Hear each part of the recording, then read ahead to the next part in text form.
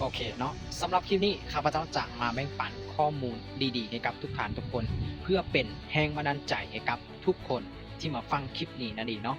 ก็ข้าเจ้าบอกว่าจงเอาตัวเองไปอยู่ในที่ที่ใช่ในที่ที่ใช่ก็คือถ้าเฮาไปอยู่ในที่ที่บ่ใช่ที่บ่แม่นของเฮาเนาะเฮาจะบ่มีราคาทุกคนถ้าเปรียบเทียบนี้ยกตัวอย่างเนาะเฮาเฮ็ดเวียกเฮ็ดงานต่างๆนี้ บางคนนี้อาจจะเก่งในเรื่องของสอนภาษาอังกฤษแต่เอากระเจ้าไปสอนภาษาคณิตศาสตร์ต่างๆนี้เขาก็จะสอนบ่ได้แม่นบ่เขาจะเฮ็ดให้บ่มีราคา